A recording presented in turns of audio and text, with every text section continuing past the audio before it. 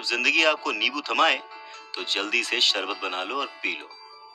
नमस्कार, मैं हूं अवधेश श्रीवास्तव और आज हम चर्चा कर रहे हैं रॉबर्ट टी कियासाकी की लिखी किताब रिच डैड पुअर डैड की। अवसर पहचानना किसी भी इन्वेस्टर की सबसे बड़ी क्वालिटी होती है। फाइनेंशियल बुद्धि का मतलब है ज्यादा विकल्प होना। अगर अवसर आपके सामने आ ही नहीं रहे हैं तो फिर आप अपनी गरीबी को सुधारने के लिए और क्या कर सकते हैं। अगर कोई अवसर आपकी झोली में आकर गिर जाए पर आपके पास पैसा ही नहीं है और आप उसमें इन्वेस्ट ही नहीं कर सकते, ऊपर से बैंक वाले आपको उधार नहीं दे रहे, आप पैसे का कहीं से इंतजाम नहीं कर पा रहे, तो फिर उस मौके का आप फायदा कैसे उठा सकते हैं।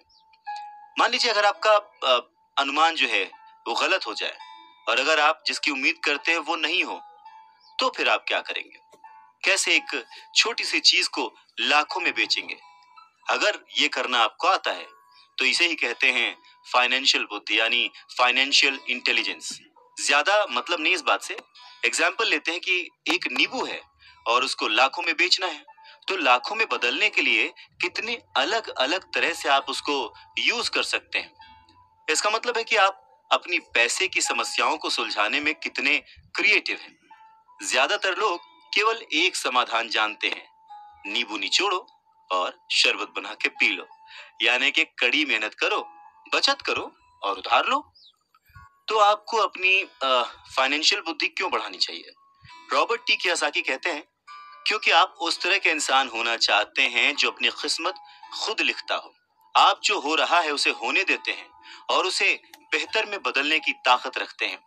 ऐसे बहुत कम लोग ये बात समझ पाते हैं कि किस्मत भी हम ही लिखते हैं। जिस तरह की पैसा बनाया जाता है, अगर आप ज्यादा किस्मत वाले होना चाहते हैं और ज्यादा पैसा बनाना चाहते हैं तो बहुत कड़ी मेहनत करने के अलावा आपको अपनी फाइनेंशियल बुद्धि को भी तैयार करना होगा, सीखना होगा। अगर आप इस तरह के आदमी हैं जो सही चीज होने का इंतजार करता है तो शायद आपको बहुत लंबे समय तक इंतजार करना पड़ सकता है। ये तो बस उसी तरह की बात हो गई कि आप गैरेज से गाड़ी निकालने के पहले ये डिसाइड करना चाहते हैं कि भाई अगले 5 मील तक सभी स्ट्रीट लाइट्स ठीक रहेंगी, बर्फ नहीं गिरेगी, एक्सीडेंट नहीं होगा, वगैरह वगैरह। ये चीजें आपके कंट्रोल में नहीं है। आपके कंट्रोल में है सिर्फ गाड़ी चलाना।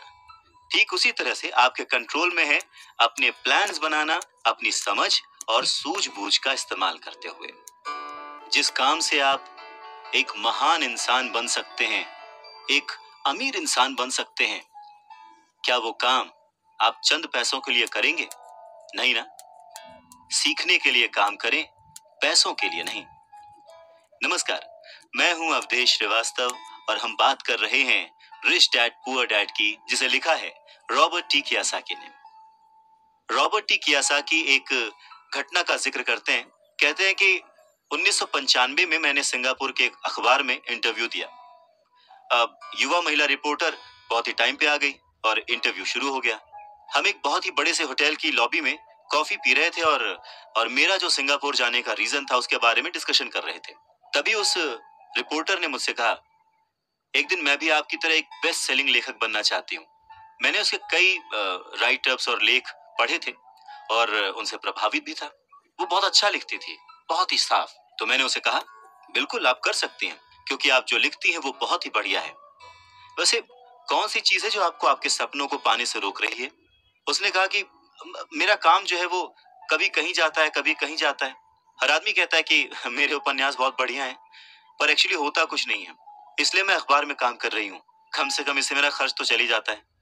अब आपके पास कोई सुझाव है क्या इस बारे में? मैंने कहा, हाँ बिल्कुल है। सिंगापुर में मेरा एक दोस्त है, वो एक स्कूल चलाता है जहाँ लोगों को बाइंग सेलिंग रिलेटेड ट्रेनिंग दी जाती है। वो सिंगापुर में कई बहुत ही बड़े बड़े कॉर्पोरेशंस के लिए सेल्स ट्रेनिंग कोर्स चलाता है और मैं समझता हूँ कि उसके कोर्स में शामिल होने से आपका करियर बहुत ज्यादा आगे चला जाएगा। ये बात सुनने के बाद वो थोड़ा सा रूखी हो गई। वो कहने लगी कि मतलब आप ये कहना चाहते हैं कि मुझे ये सब सीखने के लिए स्कूल जाना पड़ेगा? तो मैंने हाँ कह के सिर हिलाया और फिर उसे इस बात पर विश्वास ही नहीं हुआ कि मैं सचमुच उसे स्कूल जाने के लिए कह रहा हूँ। मैंने उसे कहा कि इसमें गलत ही क्या है, पर तब मुझे रियलाइज हुआ कि मुझे अपने शब्द वापस ले लेने चाहिए। उसे मेरी किसी बात का बुरा लग गया था शायद, और अब मैं सोच रहा था कि कितना अच्छा होता अगर मैंने उसे कुछ भी सुझाव नहीं दिया होता। उसकी मदद करने की कोशिश में मैंने वो सुझाव दिया था और अब मुझे खुद ही बुरा लग रहा था। उसने कहा कि मेरे पास इंग्लिश लिटरेचर में मास्टर्स डिग्री है, मैं सेल्समैन बनना सीखने के लिए स्कूल क्यों जाऊं? मैं एक प्रोफेशन में प्रशिक्षित होने के लिए स्कूल गई थी ताकि मुझे सेल्समैन ना बनना पड़े। अब वो अपना ब्रीफकेस ताकत से बंद कर रही थी और इंटरव्यू खत्म हो चुका था और उसकी बॉडी लैंग्वेज से पता लग रहा था कि वो नाराज थी। वहीं कॉफी टेबल पर मेरी एक बेस्ट सेलिंग बुक रखी हुई थी। मैंने उसे उठाया और उस लेडी के द्वारा लिखे गए नोट्स को भी अपने दूसरे हाथ में रखा। मैंने उसे कहा कि क्या आप इसे देख सकती हैं? मैंने उसके नोट्स की तरफ इशारा किया। उसने अपने नोट्स पर नजर डाली। क्या? उसने उलझन में कहा। एक बार फिर मैंने उसके नोट्स की तरफ जानबूझकर इशारा किया।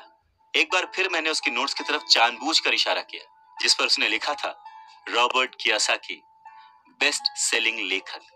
यहाँ पर बेस्ट सेलिंग राइटर लिखा हुआ है, ना कि बेस्ट राइटिंग राइटर। तब उसे मेरी बात समझ में आई। लहरों से डर करके नौका पार नहीं होती, कोशिश करने वालों की हार नहीं होती। रॉबर्ट टी कियोसाकी कहते हैं कि जब आप रिच बनने की सोचते हैं, रिच बनने की ठानते हैं, अमीर बनने की कोशिश करते हैं, तो बहुत सारी बाधाओं को पार करना पड़ता है। तो उनके अनुसार अमीरी की राह में ऐसी 5 बाधाएं हैं जो लोगों को रोकती हैं आगे बढ़ने से। सो पहला कारण है डर, पैसा खोने के डर से पार पाना। रॉबर्ट टी कियोसाकी कहते हैं कि वो अपनी जिंदगी में ऐसे न जाने कितने अमीर लोगों से मिले हैं जिन्हें पैसे का नुकसान हुआ है, पर वो फिर भी अमीर हैं। पर ऐसे एक भी गरीब इंसान से नहीं मिले हैं जिसने अपनी एक दमड़ी भी खोई है अमीर बनने की राह में, इन्वेस्टमेंट की राह में। पैसा खो जाने का डर बहुत ही नेचुरल है, बहुत ही स्वाभाविक है। ये हर इंसान को होता है, अमीरों को भी होता है, गरीबों को भी होता है। पर प्रॉब्लम डर नहीं है, प्रॉब्लम है कि आप इस डर का सामना किस तरह से करते हैं। पैसा खोने के बाद की स्थिति से, उसकी सिचुएशन से किस तरह से बाहर आते हैं, आप अपनी असफलताओं को किस तरह से ट्रीट करते हैं, ये आपकी लाइफ में बहुत इंपॉर्टेंट है। ये आपकी लाइफ में केवल पैसे के बारे में नहीं है, बल्कि हर चीज के बारे में है। एक अमीर आदमी और एक गरीब आदमी के बीच का जो अंतर होता है वो बस यही होता है कि अमीर आदमी अपने डर से किस तरह से जीतता है और गरीब आदमी अपने डर से किस तरह से हार जाता है। लोगों के पैसा खोने का डर ठीक वैसा ही है जैसे कि मोटरसाइकिल से गिरने पर चोट लगने का डर। उस चोट लगने के डर से ज्यादा एक्साइटमेंट आपको उस बाइक को चलाने का होता है और उसी एक्साइटमेंट में, उसी खुशी में आप बाइक चलाना सीख लेते हैं। ठीक वैसे ही पैसे के खोने के डर से ज्यादा उसे अर्न करने की खुशी अगर आपको हो तो आप धीरे धीरे प्लान वे में एसेट्स पर ध्यान देंगे, उन्हें खरीदेंगे और एक वक्त पर अमीर बन जाएंगे। मैं अकेला ही चला था जानिबे मंजिल, मगर लोग यूं जुड़ते गए और कारवां बनता गया। रॉबर्ट टी कियोसाकी कहते हैं कि पैसा मेरे लिए काम करे और मैं पैसे के लिए काम ना करूं। मेरा ये पहला सबक दरअसल ताकत के बारे में है। अगर आप पैसे के लिए काम करते हैं तो आप ताकत को अपने बॉस के हाथ में दे देते हैं, या आप जिसके लिए काम कर रहे होते हैं आप अपनी आजादी उसके हाथ में दे देते हैं। अगर आपका पैसा आपके लिए काम करता है तो आप अपने पैसे के, अपने काम के, अपनी जिंदगी के खुद मालिक होते हैं। एक बार हमें हमारे लिए काम करने वाले पैसे की ताकत का ज्ञान हो जाए, फिर हमें पैसे के लिहाज से स्मार्ट हो जाना चाहिए और हमें डराने वाले लोगों से निपटने के लिए रास्ते ढूंढ लेने चाहिए। पर ऐसा करने के लिए आपको कानून की समझ होनी चाहिए, अपने आसपास की समझ होनी चाहिए, मार्केट में क्या चल रहा है इस बात की समझ होनी चाहिए और सिस्टम कैसे काम करता है इसकी भी समझ होनी चाहिए।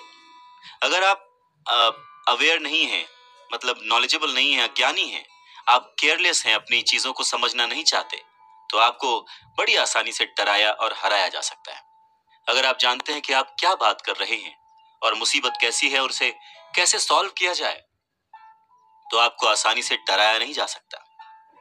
रॉबर्ट कियोसाकी के रिच डैडी हमेशा उन्हें ये कहा करते थे कि स्मार्ट बनो, ताकि तुम्हें कोई भी कहीं से भी आके धक्का ना दे जाए। और उन्होंने अपनी जिंदगी में बस इसी उसूल को अपनाया था। वो कानून जानते थे क्योंकि वो कानून का आदर करते थे। वो कानून जानते थे क्योंकि कानून न जानना बहुत महंगा साबित हो सकता था। अगर आप जानते हैं कि आप सही हैं तो आप किसी से भी उलझने से नहीं डरेंगे, आप किसी के भी सामने अपनी बात रखने से नहीं डरेंगे, चाहे आपका मुकाबला विश्व के सबसे ताकतवर आदमी से ही क्यों ना हो। तो रॉबर्ट टी कियोसाकी के जो पुअर डैड थे वो हमेशा उन्हें मोटिवेट करते थे कि वो कुछ भी करके एक अच्छी सी नौकरी कर लें, कॉर्पोरेशन में किसी ऊंचे पद पर चले जाएं। और यही बात जब रॉबर्ट टी कियोसाकी ने अपने रिच डैड से शेयर की तो वो हंसे और उन्होंने कहा कि उस कॉर्पोरेट लैडर पर चढ़ने की बजाय क्यों ना उसका मालिक ही बन जाया जाए। बचपन में रॉबर्ट टी कियोसाकी को यह समझ नहीं आया था कि कॉर्पोरेशन के मालिक होने से रिच डैड का क्या मतलब था। पर मुद्दे की बात यह है कि अगर रॉबर्ट टी कियोसाकी के रिच डैड नहीं होते तो वो अपने पुअर डैड की बात मानकर किसी जगह नौकरी कर रहे होते। उनके रिच डैड ने बार बार याद दिलाया कि भीड़ के साथ चलने की जरूरत नहीं है, अपनी सोच रखो, अपनी समझ रखो और फिर अपनी जिंदगी की दिशा खुद तय करो। रॉबर्ट टी कियोसाकी अपनी कहानी कहते हैं कि जब तक मैं 25 साल का हुआ तब तक मेरे रिच डैड की सलाह मुझे समझ नहीं आती थी। उन्होंने कुछ दिन पहले ही मरीन कॉर्प्स छोड़ी थी और जेरोक्स कंपनी के लिए काम कर रहे थे। वहां उन्हें बहुत पैसा मिल रहा था, पर बार बार अपनी तनख्वाह को चेक करते थे और हमेशा निराश होते थे। टैक्स इतना ज्यादा कटता था कि उन्हें और ज्यादा काम करना पड़ता था अपनी जरूरतों को पूरा करने के लिए। धीरे धीरे वो सफल होने लगे, सक्सेसफुल होने लगे। तो उनके जो बॉसेस थे उन्होंने उनको प्रमोशन दी और सैलरी बढ़ा दी। उन्हें ये बात सुनकर बहुत अच्छा लगा और जैसे ही उन्होंने अपनी ये बात अपने रिच डैड से शेयर की तो उन्होंने कहा, अच्छा तो तुम्हारे बॉस अमीर बन रहे हैं, तुम्हारी कंपनी अमीर बन रही है, तुम किसके लिए काम कर रहे हो, तुम किसे अमीर बना रहे हो। तो बस 1974 में जेरोक्स के एक कर्मचारी के रूप में ही उन्होंने अपना पहला कॉर्पोरेशन बनाया और अपने काम से काम रखना शुरू कर दिया। पहले से ही उन्होंने संपत्ति वाले कॉलम में कुछ चीजें लिख रखी थी और खरीद रखी थी, पर अब उन्होंने ये ठान लिया था कि उन्हें और ज्यादा बढ़ाना है, उन्हें अपने एसेट्स और बढ़ाने हैं और अपनी लायबिलिटीज को और कम करना है। जैसे जैसे वक्त बीतता गया, जैसे जैसे रॉबर्ट टी कियोसाकी पैसे को समझते गए, इसके गणित को समझते गए, इसके व्यवहार को समझते गए, उन्हें अपने रिच डैडी की सलाह समझ में आने लगी। एक बार उन्होंने अपने काम से काम रखने की ठान ली और अपनी संपत्तियां, अपने एसेट्स बढ़ाने शुरू कर दिए और एक बेहतरीन कर्मचारी बन गए। उनके पास अब एक लक्ष्य था। वो सुबह जल्दी जाते थे, मेहनत से काम करते थे, ज्यादा से ज्यादा पैसे कमाते थे और अपने रियल एस्टेट में इन्वेस्ट करते थे। और वो दौर भी ऐसा था कि उस समय नई नई चीजें, नए नए डेवलपमेंट्स हो रहे थे जिसमें संभावनाएं तलाश की जा सकती थी। तो उन्होंने जेरोक्स मशीनें बेची। जितनी ज्यादा वो मशीनें बेचते उन्हें उतना ही ज्यादा फायदा होता, लेकिन वो फायदा उनकी जेब में नहीं जाता, वो फायदा जाता कंपनी को और रॉबर्ट टी कियोसाकी की जेब से कटता था टैक्स। ये बहुत ही मोटिवेशनल था।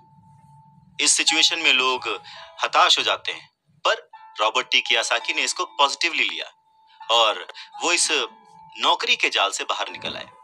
वो ये समझ गए थे कि उन्हें किस तरह से बाहर आना है, पर जल्दबाजी में उन्होंने नौकरी नहीं छोड़ी। धीरे धीरे सिर्फ 3 साल के समय में ही उन्होंने जेरोक्स कंपनी की तुलना में अपने छोटे से कॉर्पोरेशन कंपनी से ज्यादा कमाना शुरू कर दिया था और उनका कॉर्पोरेशन रियल एस्टेट में इन्वेस्ट करने वाली कंपनी थी और वो पैसा जो कि वो अपने एसेट से कमा रहे थे वो उन्हीं के लिए दोबारा काम कर रहा था। अब उन्हें फोटोकॉपियर बेचने के लिए दरवाजे दरवाजे जाने की जरूरत नहीं थी। अपने रिच डैडी की सलाह से उन्हें बहुत फायदा हुआ। जल्दी ही उनकी प्रॉपर्टीज से आने वाले कैश फ्लो में इतना ज्यादा बढ़ोतरी हो गई कि उनकी कंपनी ने उनके लिए पहली कार खरीद के दी। उनकी पुरानी कंपनी जेरोक्स के लोगों को लगा कि वो अपना कमीशन बेच रहे हैं परंतु ऐसा था नहीं। उन्होंने अपने कमीशन को अपने एसेट्स में कन्वर्ट कर रखा था। रॉबर्ट टी कियोसाकी कहते हैं कि उनका एक एक रुपया उनके एक एक एम्प्लॉय जैसा उनके लिए काम कर रहा था। क्यों? क्योंकि उन्होंने सही जगह पर इन्वेस्ट किया था। अपने रिच डैड से सीखे गए सबक के कारण वो इस चूहा दौड़ के मिथक से बाहर आ गए थे और कम उम्र में ही एक एम्प्लॉयर बन गए थे। स्कूल्स में पढ़ाया जाता है कैसे एम्प्लॉय बने, पर अपने रिच डैड की बात मानकर वो एक एम्प्लॉयर बने और ये सब पॉसिबल हुआ पैसे को सही जगह पर इन्वेस्ट करने की समझ से, पैसे को मैनेज करने की समझ से, फाइनेंशियल लिटरेसी से। बहुत सारी मुश्किलें आई पर अपनी सूझबूझ से और अपनी अवेयरनेस से, अपने नॉलेज से रॉबर्ट टी कियोसाकी उन मुश्किलों से आगे बढ़ते गए और लोग उनको फॉलो करने लगे। वो जब भी फाइनेंशियल सेमिनार्स में दूसरों को सिखाने को जाते, उनको अपनी बात बताते, तो वो हमेशा कहते कि फाइनेंशियल आईक्यू स्पेशलाइजेशन के 4 बड़े फील्ड से आने वाले ज्ञान का मिक्सचर है, नॉलेज का मिक्सचर है। सो वो 4 फील्ड्स कौन कौन सी हैं? पहला है अकाउंटिंग। रॉबर्ट टी कियोसाकी कहते हैं कि जिसे मैं फाइनेंशियल साक्षरता कहता हूँ, एम्पायर खड़ा करना चाहते हैं, साम्राज्य बनाना चाहते हैं, तो ये सबसे इंपॉर्टेंट है। आप जितने ज्यादा पैसे के लिए जिम्मेदार होंगे, उतना ही ज्यादा आपको बारीकी से नॉलेज होने की जरूरत है, नहीं तो आपका जो साम्राज्य है, आपका जो एम्पायर है, वो ताज के पत्तों की तरह ढह जाएगा। इस योग्यता, इस क्वालिटी की वजह से आप किसी भी बिजनेस की जो कमजोरियां हैं, वीक पॉइंट्स हैं, और उसकी जो प्लस पॉइंट्स हैं, उन्हें पहचान सकते हैं। दूसरा फील्ड है जो इंपॉर्टेंट है, वो है इन्वेस्टमेंट, जिसे वो पैसे से पैसे बनाने का विज्ञान कहते हैं। इसमें तकनीकें, रणनीतियां, स्ट्रैटेजीज, फॉर्मूले, इन सब की जरूरत होती है।